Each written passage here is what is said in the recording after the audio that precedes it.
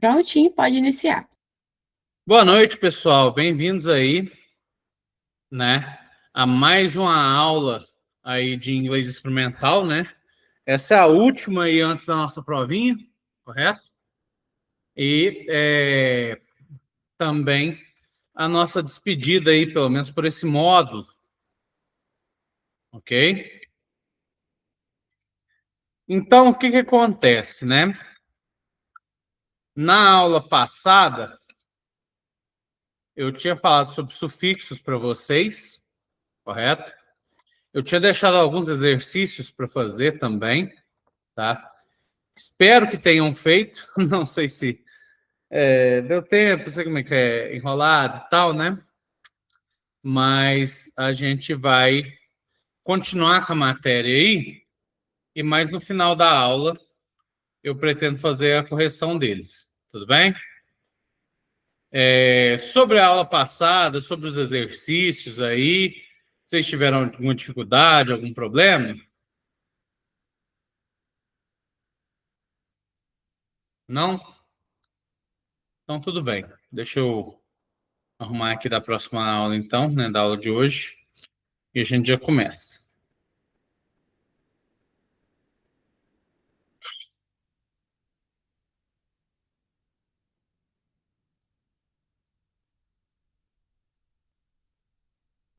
Todo mundo aí está conseguindo ver a minha tela? Acho que sim, Ninguém está falando nada, Então, o que acontece, A gente falou na última aula sobre sufixos. Hoje a gente vai continuar falando um pouquinho sobre pronomes, ok? O que são pronomes, O pronome, não só em inglês como em português, basicamente é uma parte essencial de uma frase, E eles existem aí para substituir, ou acompanhar os substantivos, Quem que é substantivo? Substantivo é basicamente quem está realizando alguma ação aí na frase, Eles ajudam principalmente, o principal motivo deles é para ajudar a variar um pouco a frase, variar um pouco o vocabulário.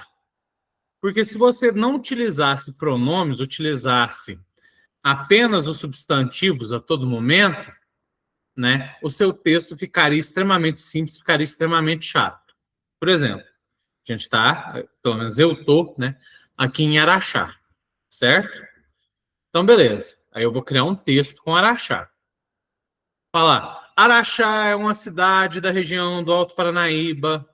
Araxá é próximo a Uberaba. Araxá é próximo a Uberlândia. Araxá tem 100 mil pessoas. Araxá tem mais de 100 anos de história. De Araxá que veio a Dona Beija. Araxá tem produção mineral, não sei o que, entendeu? Você vê que a minha frase ela fica extremamente repetitiva, porque eu estou usando a mesma palavra diversas vezes. Parece que é uma criança que fez essas frases, Quando eu vou fazer um texto, normalmente eu utilizo dessa forma aqui. Araxá é uma cidade do Alto Paranaíba. A cidade possui mais de 100 mil pessoas, não sei o que, não sei o que. Suas principais atividades econômicas são a mineração e o turismo, não sei o que. Então, você vê que eu vou substituindo a palavra Araxá por outras palavras para evitar essa repetição. Isso não é uma coisa que só acontece no português. No inglês, isso também deve acontecer para que se tenha qualidade o texto, ok? E tem alguns tipos de pronomes, certo? Aqui eles podem ser classificados, os principais que a gente vai ver são pessoais, possessivos, demonstrativos, reflexivos, indefinidos, relativos e interrogativos.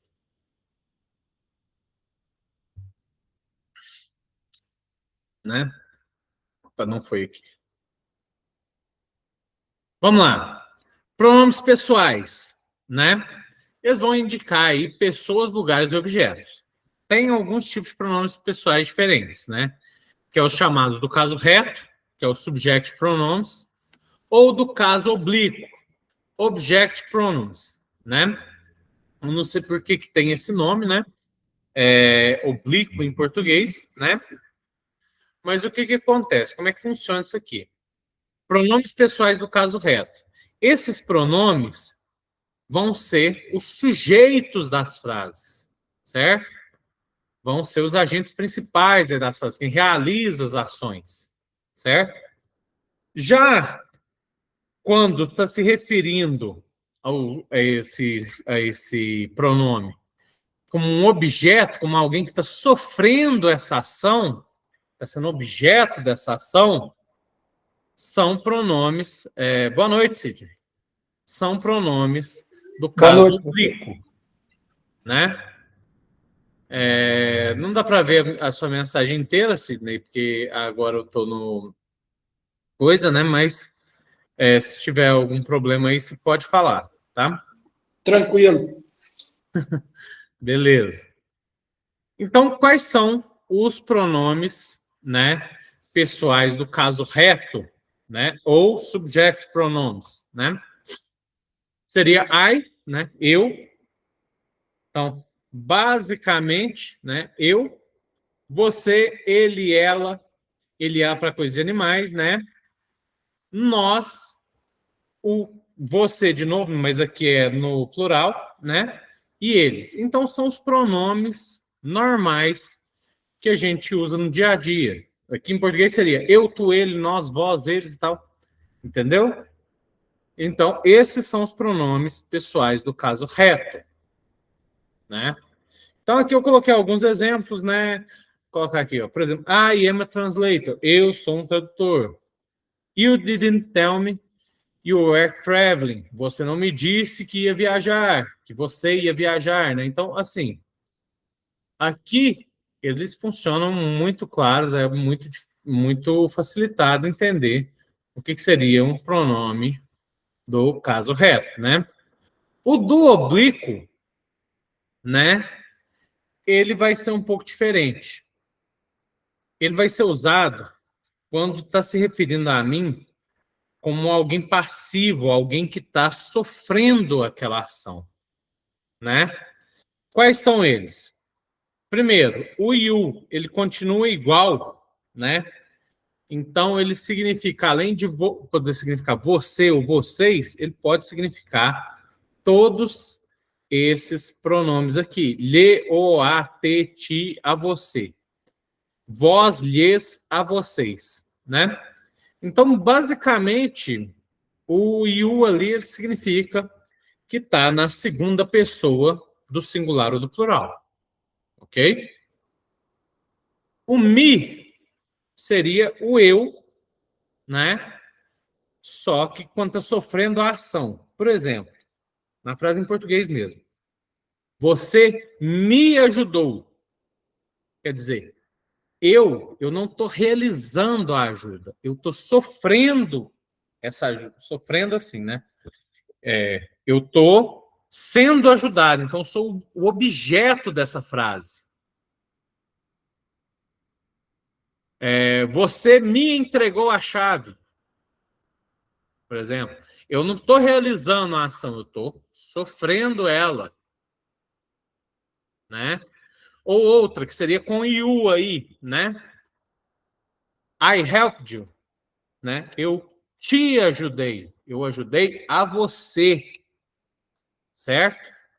Então, quem está realizando a ação sou eu, mas quem está recebendo é você. Você é o objeto dessa frase, certo? Então, além de me e you, a gente tem aqui him, né? Que é quando é para o masculino, né? Aqui está ligado a ele e ela, né? Então, him para masculino, her para feminino, né? Que é lhe, a e a ela. It, né? É para quando é uma coisa, certo?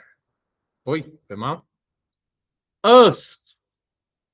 Us aqui é nos, certo? A melhor tradução desse seria nos. Está falando de um conjunto de pessoas, incluindo eu, né? Seria aí a primeira pessoa do plural, certo? Quando ela está sofrendo a ação. Tem aquele jogo muito popular, The Last of Us, né? Seria a melhor tradução seria Os Últimos de Nós, ou Nós Últimos, né? Tal. E por fim aqui tem them, né? Que é para eles, né? Então lhes, os, as, né? Seria a melhor tradução. Aqui tem alguns exemplos. They really love us. Eles realmente nos amam, certo? They gave me the keys. Eles deram a mim as chaves, ou eles me deram as chaves. The director called you. Né? O diretor ligou para você. Então, aqui tem o você, mas ele está só recebendo a ação. Ok? Então, quando você está recebendo a ação da frase, eu vou utilizar, né, esses tipos de pronomes. Ok? Aqui tem algumas distinções na tabelinha, né, que ajudam nas distinções dos pronomes possessivos. Os pronomes possessivos, basicamente, são pronomes que indicam a possessão de alguma coisa, quer dizer que pertencimento, basicamente, ok? E qual que é a questão aqui? Os pronomes possessivos, eles têm basicamente dois tipos, certo? No inglês, né? Que tem os pronomes possessivos e os possessivos adjetivos. Na prática, né? Isso aqui, eles são um pouco diferentes uns dos outros. Eu posso falar para vocês que não vou cobrar de vocês a diferença entre eles, investigar uma frase, ver se o pronome é possessivo normal ou possessivo adjetivo e tal. Mas é interessante saber que o que é primeira pessoa, segunda pessoa e terceira pessoa, tá? Então, pronome possessivo para a primeira pessoa, né, que é I, é eu, é my ou mine, né? Todos dois significam meu ou minha, né? Para o we, que é a primeira pessoa do plural, seria or ou ors, certo? Para a segunda pessoa, seria your ou yours. Terceira pessoa seria his nos dois casos. Para masculino, né? Para feminino, seria her ou hers, certo? Para it nos dois casos, seria its. E para they, que é eles, né, seria their ou theirs, certo? Então, todos os casos funcionam aqui. Olha aqui. Então, vamos a alguns exemplos. My brother is a soccer player. My aqui, meu irmão. Your sister is really smart, né? Então, sua irmã é muito inteligente. Daniel is cleaning his apartment. Daniel está limpando o apartamento dele, certo? Então, todos esses aqui não, né? Mas esses aqui, eu estou falando aqui dos pronomes possessivos aqui, né? Possessivos adjetivos aqui, né? Que são bem comuns, ok? Os possessivos adjetivos, né? São esses aqui. Olha aqui. Those shoes near the door are mine, né? Então, aqueles sapatos perto da porta são meus, né? Então, notem que é parecido com os outros tipos de pronomes possessivos, né? Só muda, vai mudar a colocação, vai mudar o jeito que a frase é construída. Mas por que eu não cobro muita diferença? Porque em português não tem muita diferença entre os dois, certo? Então, é legal guardar, tentar guardar. Essas duas formas aqui funcionam para indicar possessão, quer dizer que é dono de alguma coisa, que pertence a alguma coisa a ele, certo? Vamos lá. Pronomes reflexivos, né? Basicamente, eles vão aparecer aí depois do verbo, né? Concordando sempre com o sujeito da oração, ok? Então, basicamente, você usa eles quando o sujeito da ação é também o objeto da ação. Ou seja, ele faz e recebe aquilo. Como é que você coloca esses pronomes reflexivos? Basicamente, você vai pegar o verbo, né? Vai pegar o substantivo e vai colocar um self no final, ou selves, né? Quando é mais de uma pessoa. Então, aqui, ó, tenho aqui myself, yourself, himself, herself, itself, ourselves, yourselves ou themselves, né? Se vocês notarem, é esses aqui, ó, né? É esses pronomes aqui, ó, certo? Sujeitos aqui, ok? Então, né? Esses pronomes reflexivos está falando de si mesmo, basicamente. Então, myself, eu mesmo. Yourself, você mesmo. Himself, ele mesmo. Herself, ela mesma, né? Itself, a si mesmo, né?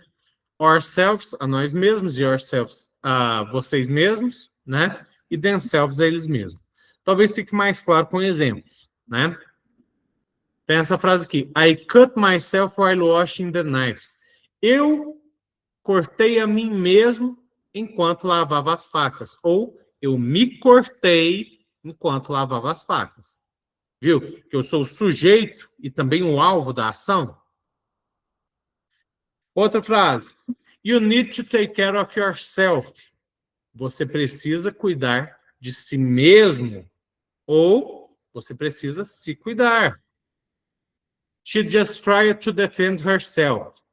Ela acabou de defender ela mesma. Ou ela só tentou se defender. Ou ela acabou de se defender, de tentar se defender. Né? Então, quando eu estou falando de mim mesmo, quando eu estou fazendo e recebendo a ação, eu vou utilizar o self ou selves no final da frase. Tudo bem? Outro tipo de pronome, bem comum, né, é o demonstrativo. Demonstrativo, eu basicamente estou demonstrando uma distância, onde está alguma coisa. Tem 4 tipos de pronomes, né? This, that, those, né? E o que vai mudar nesses pronomes? Basicamente, o que vai mudar é a distância que você está do objeto e se é um ou mais objetos. Então, aqui, ó. Cadê o mouse? Aqui, ó. Vocês devem estar vendo aí. This, né? This eu vou falar quando eu tenho um objeto só e ele está próximo de mim. Em português seria este, esta, esse, certo? Esse copo com água, esta maçã. Então, se está muito perto de mim, eu vou falar este, eu vou falar this. Se é mais de um, por exemplo, tivesse 2 copos aqui, these cups, né? Estes copos, certo? Então, eu nem estou vendo se está chegando aqui. Vocês estão vendo que eu estou com copo? Ah, então, estes copos, não tem outro copo aqui, mas finjam que tem. Então, se eu estou utilizando ele no plural, eu vou usar these. Se eu estou utilizando that, quer dizer que essa coisa está mais distante, né? Tipo, do outro lado da rua, ou só um pouco mais distante. Então, seria, algumas pessoas falam esse, né? Tipo, tá uma pessoa lá na porta entrando na sala. Eu vou falar para ela, fecha essa porta aí. Eu ainda vou usar o essa, né? Mas a porta mais perto da outra pessoa, né? Ou fecha aquela porta lá, fecha aquela janela para mim. Então, são coisas que estão um pouco mais distantes.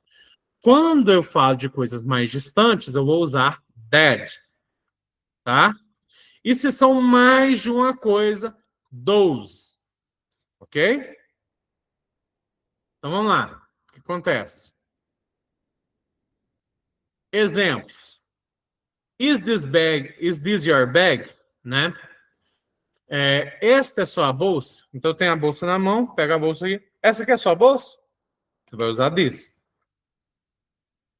That woman across the street is my wife. Aquela mulher do outro lado da rua é minha esposa, né? That, ela já está mais longe. Put all these books on your backpack, né? Basicamente, coloque todos esses livros, né? Coloque estes livros na sua mochila, certo? Então, these aqui, estes. E are those sneakers yours, né? Ou seja, aqueles tênis são seus, né? Então, aqui está no plural, eles estão distantes, né? Então, é basicamente assim que funcionam os pronomes demonstrativos. Temos também os pronomes relativos, né? Relativos, ele vai mostrar, né, ao que está se falando, o que está se referindo à frase. Como assim, né? O primeiro pronome relativo é o who, né? Que seria basicamente quem. Quem está sofrendo ação, o que está acontecendo, qual está acontecendo, né? O segundo seria o whose, que a melhor tradução é cujo, né? Que seria ainda uma pessoa, né? Mas seria quem recebe essa ação, né? Which, né? Esse which aqui não é tipo The Witcher, não, que é aquele seriado de TV da Netflix, não. Which aqui, ele está se referindo ao qual, o que, o qual está sofrendo uma ação, né? Where. Sempre que eu pergunto where, é uma dúvida de onde é um lugar. Então, o melhor substituto para ele seria onde, né? When. Se where é onde, when é quando. Seria a melhor tradução. Dead. Dead aí, vocês devem se lembrar aqui para trás, né? Do pronome demonstrativo, dead, que é esse, aquele, né?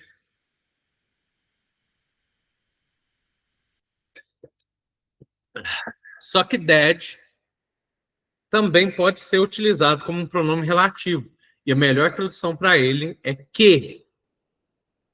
E, por fim, a gente tem o what, que seria o que. Vamos para os exemplos, né? It's an old man who lives here. É um homem velho quem vive aqui, né? Ou pode ser traduzido também como que vive aqui, né? Esse who aqui está se referindo ao homem velho. That's the woman whose kids won the prize. Aquela é a mulher ao qual, né, cujos filhos ganharam o prêmio. We went to a workshop which taught us how to make brownies, né? Nós fomos a um workshop, o qual, né, que, né, pode ser traduzido também, mas aqui seria melhor o qual, nos ensinou como fazer brownies. This is the city where I spent my childhood, né? Essa é a cidade onde eu passei a minha infância. Ou essa, em português, você poderia substituir isso aqui por na qual também, né? Esta é a cidade na qual passei minha infância, mas onde também funciona muito bem. That was the day when I realized he was a liar, né? Aquele foi o dia quando percebi que ele era um mentiroso. O that aqui, ele não está falando que, tá? Esse aqui, ele está falando, né? Esse aqui não é ele não está atuando como um pronome relativo aqui, ó. Não é esse mesmo that aqui. Ele seria um pronome demonstrativo, tá? Nessa frase aqui específica, tá bom? Então, aqui, por outro lado, ele seria um pronome relativo. Ele disse que estava cansado, né? Esse that aqui já é o pronome que.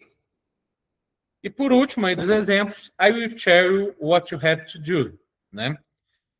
Eu direi a você o que você tem que fazer, tá?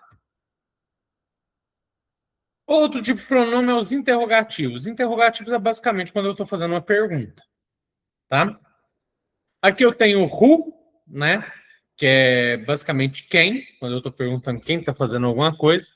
Eu tenho whom, que também é quem, mas ele está falando quando a pessoa ela é um objeto na frase, ou seja, quando ela está sofrendo a ação, quando a frase quando ela não está realizando a frase na a função de sujeito na frase, certo?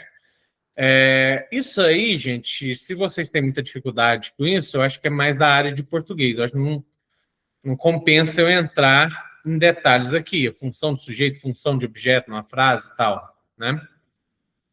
Whose. Whose também é quem, né? Mas é de quem seria a melhor tradução para eles, né? Ou seja, sofreu uma ação ali, né? A gente tem o which, que seria qual ou quais, né? E o what, que é o que ou que, tá? Então, vamos umas frases, né? Primeiro a gente tem Who is your Spanish teacher, né? Quem é seu ou sua professora de espanhol, né? Aí varia se é masculino ou feminino. Porque no inglês não tem, né? Professor e professora é igual, poderia ser qualquer um dos dois. Whom do you consider guilty, né? Quem você considera culpado, né? Você viu que aqui um eu utilizei who e outro eu utilizei whom, né? Porque esse cara aqui, no segundo caso, ele não está participando ativamente da frase, ele está só sofrendo a ação, né? Whose pencil is this? De quem é esse lápis? Which car is yours? Né? Qual é o seu carro? O resto da frase esquece aquilo ali. What are you doing here? Né? O que você está fazendo aqui? Então, basicamente, pronomes interrogativos eles funcionam dessa forma. E por último, aqui eu coloquei alguns pronomes indefinidos. Esses pronomes indefinidos, eles são muito comuns, tá? Dentro da língua inglesa. E não tem uma regra muito clara para eles, mas esse quadrinho aqui, eu acho que ele ajuda bastante a entender alguns dos principais e resumir eles, né? Então, vamos lá. Aqui, primeiro eu coloquei, né, pronomes indefinidos, né? Aqui, se eu estou me referindo a uma pessoa, se eu estou me referindo a um lugar, uma maneira ou forma, né? E a uma coisa, né? Então, vamos lá. O que acontece? Se eu estou me referindo a uma pessoa, né? Eu posso usar aqui every, some, any ou no, né? Every em inglês quer dizer todo. Some, basicamente, se procurar no dicionário, vai querer dizer algum. Any vai ser qualquer. E no é não, ou nenhum, né? Então, o que acontece quando eu junto? Aqui eu tenho pessoa e eu estou falando every, né? Então, seria toda pessoa, né? Em inglês seria everybody, né? Então, seria todo mundo ou qualquer um, né? Não, qualquer um não, né? Seria basicamente todo mundo. Tem dois jeitos de dizer isso em inglês. Everyone, quer dizer um, né? Então, é basicamente toda pessoa. Ou everybody, que é todo mundo, né? Aquela série Everybody Hates Chris, todo mundo odeia o Chris, certo? Some é algum, né? Quando eu juntar algum com pessoa, faz someone, ou seja, alguma pessoa ou somebody, alguém, né? Qualquer pessoa, né? Alguma pessoa específica, né? Então, eu vou usar o one ou body sempre que eu estiver me referindo a uma pessoa, né? N é qualquer. Anyone ou anybody é qualquer um. E no one, no que é não ou nenhum, né? No one ou nobody é basicamente ninguém, certo? Então, com pessoa, eu utilizo one ou body seguido disso aqui, eu já tenho meus pronomes. Quando eu estou falando de um lugar, vocês lembram lá quando eu estava me referindo a lugar, o onde era o where, né? Então, quando eu estou me referindo a algum lugar, eu vou usar o where. Então, everywhere é todo lugar. Somewhere, algum lugar. Anywhere, qualquer lugar. E nowhere, lugar nenhum. Maneira ou forma, né? Every way. Maneira ou forma é way, né? Então, de qualquer forma, de toda forma, né? De toda maneira, né? Vai ser every way. Some way. De alguma forma, de alguma maneira, né? De alguma forma ele conseguiu escapar. De alguma maneira conseguiu aposentar, por exemplo, né? Anywhere, de qualquer forma, de qualquer maneira, né? De qualquer maneira, a gente vai conseguir almoçar hoje tranquilos, né? Então, esse é um exemplo. Nowhere, no way, quer dizer, né? A gente foi para anyway, né? Que é de qualquer maneira. E no way, de maneira nenhuma, de jeito nenhum. A gente tem também coisa é thing em inglês. Então, everything é toda coisa é tudo. Something, alguma coisa. Anything, qualquer coisa. E nothing, nada. Certo? Então, se eu utilizando essa tabelinha aqui, muitos dos pronomes eles já se encaixam bem aqui nessa descrição, tá bom? Aqui tem alguns exemplos para vocês, se vocês quiserem dar uma olhada depois, né? Eu sempre coloco uns exemplozinhos porque eu acho que facilita, né? E aqui tem uma tabela de pronomes com alguns dos principais tipos, né? Então tem aqui as pessoas da qual está se referindo, os pronomes, né? Como sujeito, objeto direto, né? Aqui tem os oblíquos, certo? Os possessivos, né? Que normais e os adjetivos. E os reflexivos. Então, essa tabelinha eu acho que ela também ajuda, né? Caso vocês quiserem utilizar ela na prova para procurar, talvez fique mais fácil, né? E aqui também temos uma listinha pequena de exercício, né? Utilizando aqui os pronomes, tá bom? Essa é a última aula, então eu acho melhor do que a gente fazer esses exercícios, a gente dar uma olhada mais na matéria, porque não vai render corrigir isso aqui não, tá? Mas eu recomendo a fazerem.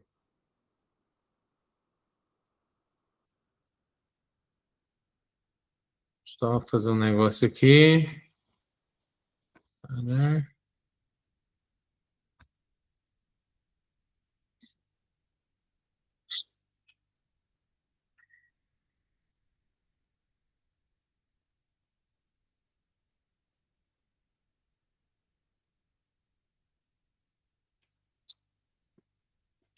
Peraí, só um pouquinho, gente.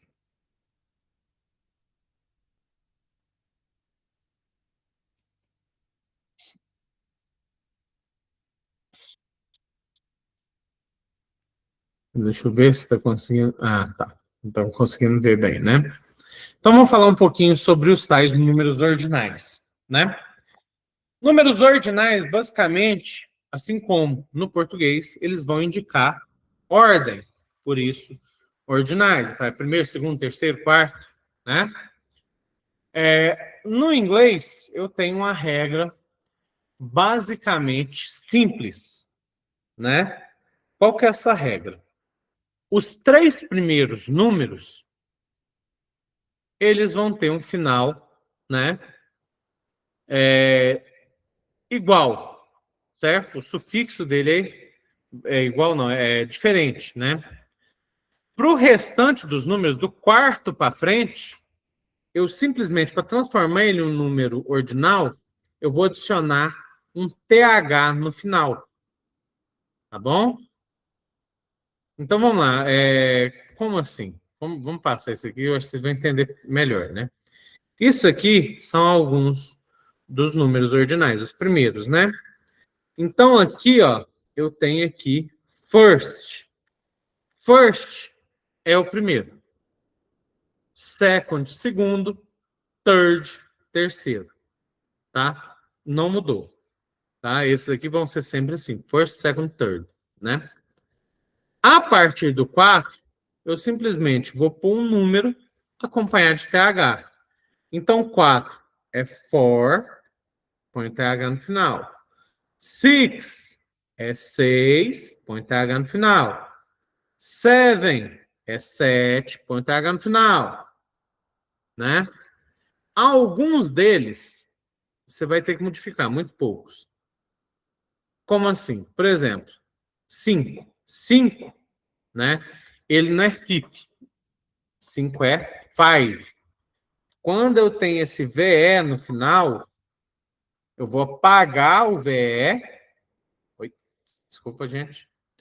Vou apagar o VE, pôr um F no lugar dele e pôr o TH. Certo? Então, quando eu termino o meu número e ele terminou em E, eu vou ter que modificar ele aí um pouquinho. Por exemplo, 90, né? O 9, que é 9, tem um E no final. Eu vou apagar esse E e pôr o TH, certo? O 8 aqui, o 8, ele já termina em T, então você não precisa adicionar outro T de novo, você só vai adicionar o H, né? Mas, no geral, eu vou pegar o número e colocar um TH no final, certo? Isso vai mudar alguma vez? Vai.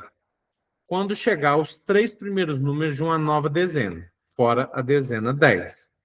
Por exemplo, 21 vai ser 21st, né? Porque entra aqui no primeiro de novo. Então, vai ser 21º, certo? 31º, 40º. Então, o primeiro vai vir aqui no final, né? Gente, em que isso aqui é usado?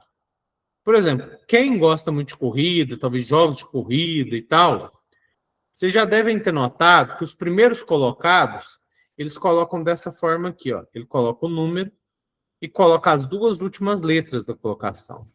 Então, eu vou ter lá, o primeiro colocado vai ser o 1ST, que é o first. Segundo, 2ND, que é o second. Terceiro, 3RD, third. E do quarto para frente, só um número e TH, porque todos eles vão acabar com TH até chegar aqui no 21º, tá bom? Então é assim que os números ordinais funcionam em inglês. Acho até mais simples, né? Se aqui eu tivesse um 22º, seria aqui, ó, 22, né? ND 20 seconds, certo? E por aí vai. Só queria mostrar a vocês como funciona. Esses números também não são importantes só por causa de colocação. Eles são importantes também devido ao formato de data em países da língua inglesa. Por quê? Primeiro de tudo, tem que se ter em mente, tem 2 formatos diferentes de data na língua inglesa, né? O usado, por exemplo, nos Estados Unidos e o utilizado nos outros países de língua inglesa, né? Nos Estados Unidos, ele é bem diferente do nosso sistema. Por quê? No nosso sistema, quando a gente vai representar uma data, como é que a gente representa? Dia, mês e ano. Do menor para o maior, né? Uma coisa até óbvia. Então, hoje, por exemplo, é 19 de março de 2026. 19/3/26. Nos Estados Unidos, não. Nos Estados Unidos, a primeira coisa que eles representam é o mês. É o mês, dia e ano. Certo? Então, dia e mês estão trocados aí. Já lá na Inglaterra e outros países da língua inglesa, não, eles representam na mesma ordem que a gente, que é dia, mês e ano. Tudo bem? E outra diferença que existe em ambos é que, ao invés de você falar que hoje é dia 19 de março, você vai utilizar números ordinais.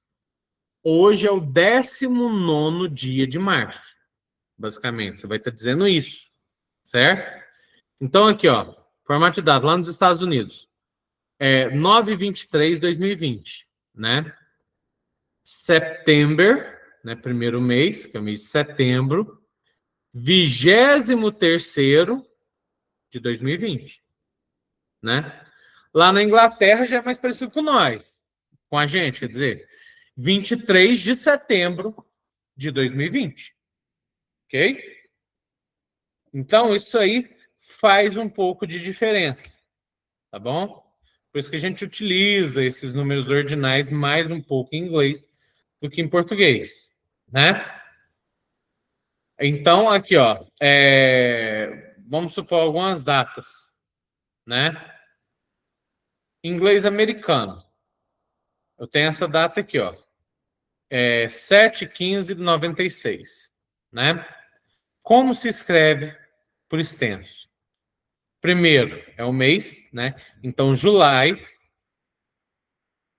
15th, né? Que é 15º de 1996. Esse aqui, mês 10 é outubro. October 60, 1981. 1981, né? Então, esse formato ele é um pouco diferente. E você, da mesma forma que você anota aqui, você tem que dizer o mês primeiro. No inglês britânico, não. No inglês britânico, é o dia, o mês e o ano, né? Então, seria o 15º dia de julho de 96, certo? A única coisa que muda é que continua sendo números ordinais.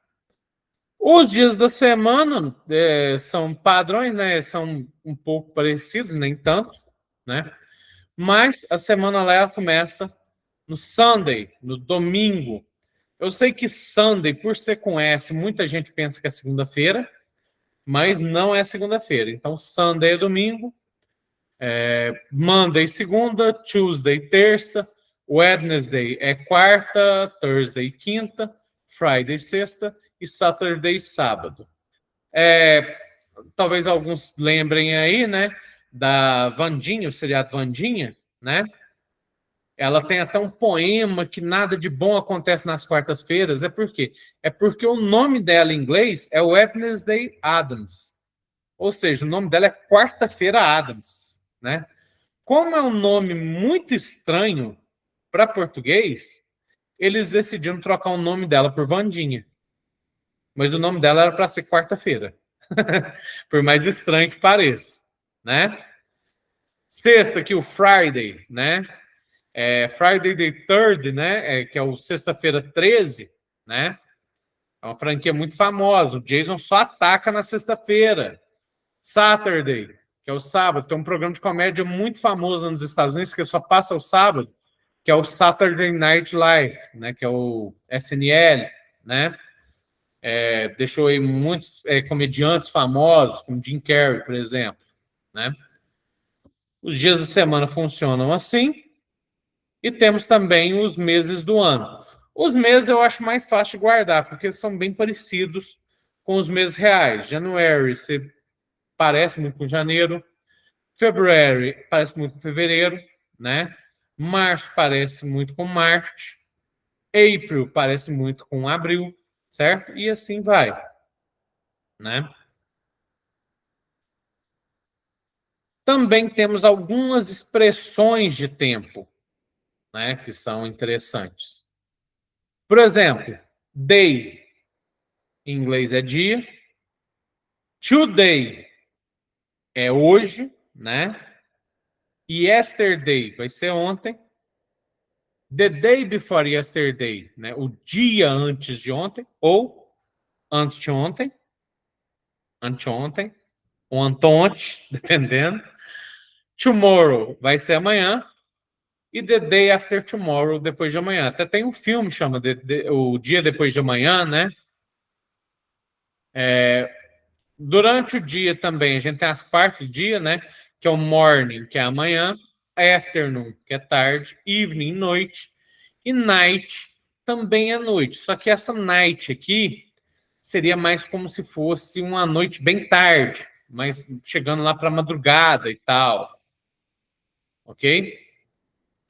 Tonight, ele se refere a essa noite, né?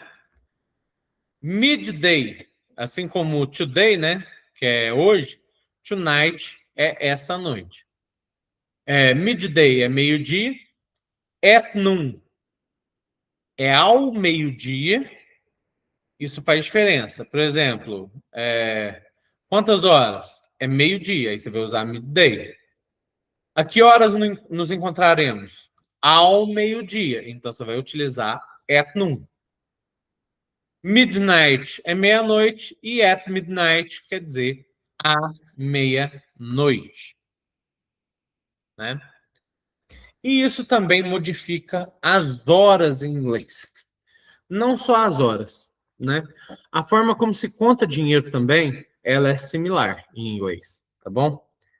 Então vamos lá. Eu coloquei essa figura desse reloginho para tentar facilitar um pouco para vocês, né? O que acontece em inglês? Em inglês, né? As horas fracionadas você vai utilizar de forma diferente em português, né? Vamos lá. Primeiro, até hora e meia, né? Vamos supor, até 8h30, até 9h30, até 10h30, eu vou utilizar quantos minutos se passaram da hora certa. Como assim? Por exemplo, são 7h15.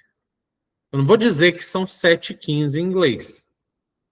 Eu vou dizer que são 5 depois das 7, tá? Então, eu vou colocar 5 past 7. Se é 10, 7h10, eu vou colocar 10 past 7. Ou seja, 10 depois das 7. Se é 20 depois das 7, né? Se é 7h20, é 20 past 7, certo?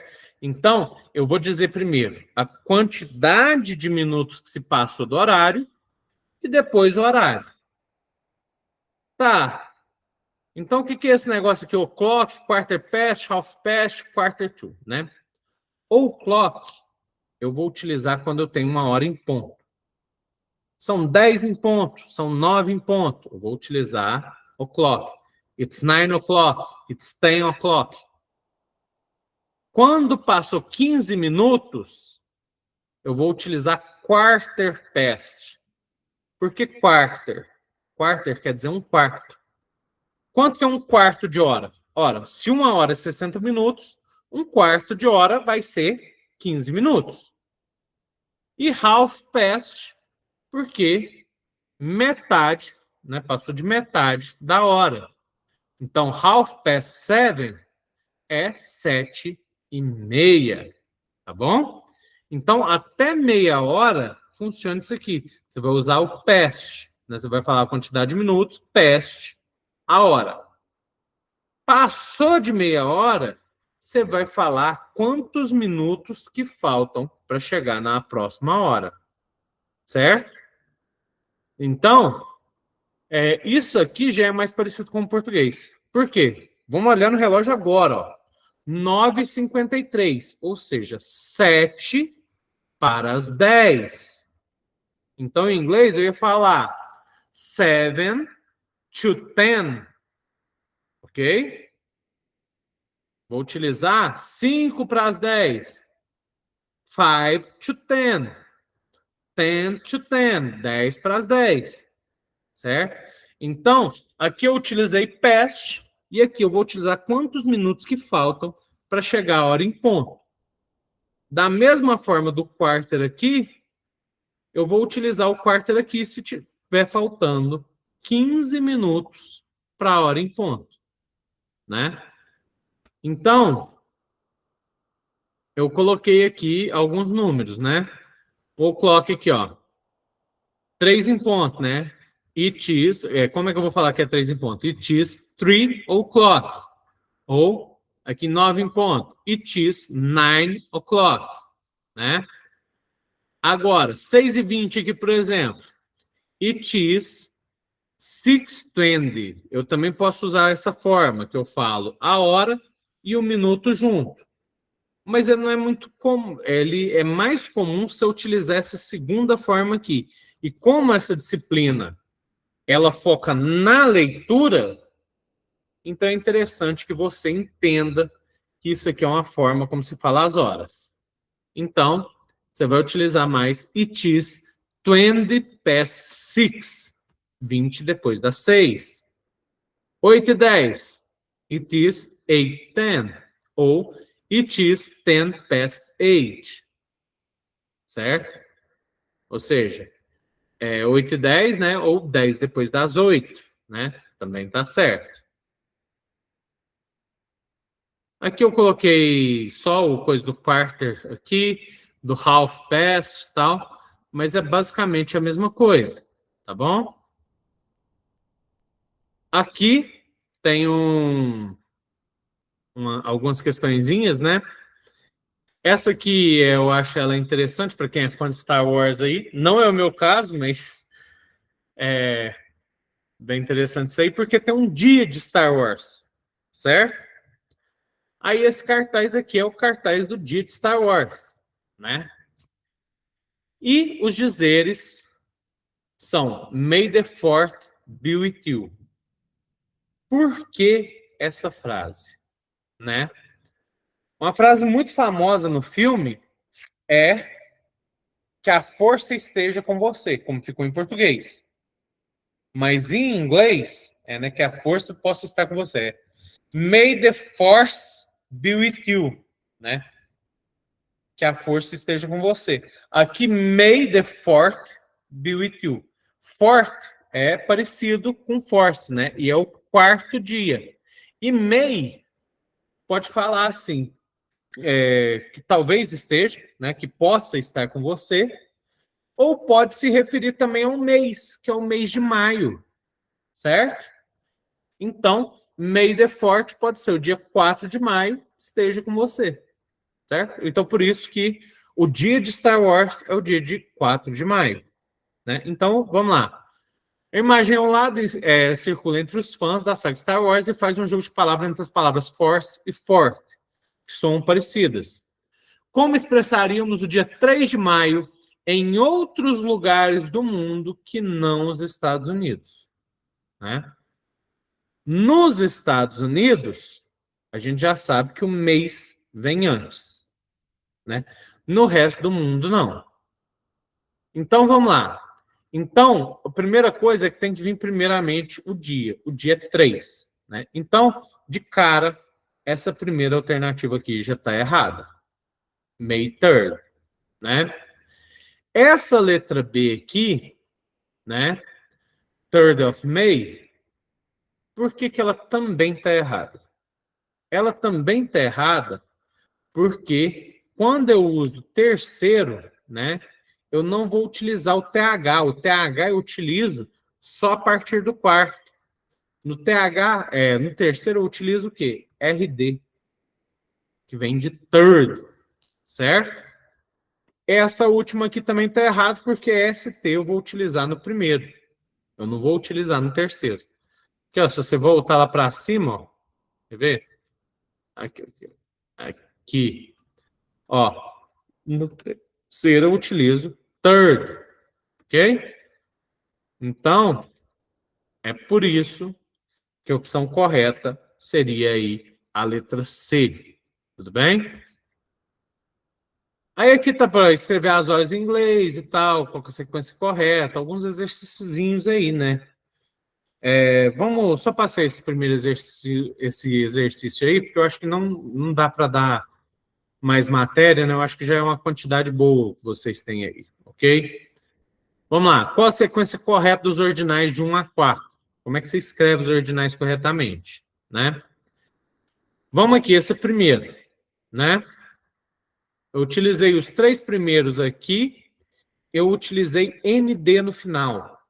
Gente, ND só é utilizado quando eu estou falando do segundo. Terceiro não é ND e o primeiro também não é. E a partir do quarto é TH, tá certo. Mas o quarto aqui tá certo em todos, ó. O segundo, vamos analisar aqui. O segundo já está errado justamente aqui, ó. Que não é 2ST, é 2ND. Então ele também está errado. O terceiro aqui é a opção certa, porque o ST do primeiro, ND do segundo e RD do terceiro, certo? E essa quarta aqui, porque está colocando ND em ambos aqui, no 2 e no 3. Tá? Tem alguns exercícios aqui, esse de escrever as horas talvez seja interessante para vocês fazerem. Por exemplo, colocar aqui, ó, it's 7, o quê? O'clock, né? São 7 em ponto. Opa, peraí. Desculpa. Essa aqui do 5 e 10. It's 10. Opa. 10 past 5. Ok? 10 depois das 5. Ou, né? Ou it's 5, 10. Também tá correto, tá bom? Então, vocês fazerem isso aqui... Ah, fugiu. Então, vocês fazerem isso aqui vai ser bom para treinar vocês para a provinha aí, tá bom? Então, se vocês quiserem fazer, fiquem à vontade, né? E, no mais, eu desejo boa sorte para vocês aí, né? Nessa prova. E que todos possam sair bem. E não só isso, né? No próximo módulo, a gente possa continuar junto aí, tudo bem? Gente, vocês têm alguma dúvida?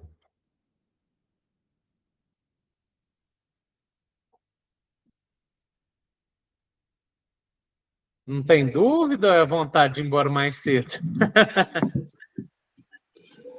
Dúvida, na verdade, a gente tem um pouco, né, professor? Mas a gente vai revisando aqui também, que é muito conteúdo, né? Ué, você que sabe, cara. Qualquer coisa, se vocês tiverem, vocês podem falar comigo, tá? Eu acho que eu deixei na primeira aula, eu deixei o número com vocês do WhatsApp, né? Qualquer coisa, vocês podem mandar para mim que eu respondo a dúvida, tá bom? Ok. E no mais, boa sorte para vocês aí na prova, tá? Espero ver vocês aí no módulo que vem, tá bom? Ok. Então, boa noite a todos e boa sorte, bom final de semana aí também, tá? Boa noite. Boa noite. Boa noite, pessoal. Boa noite, Jack.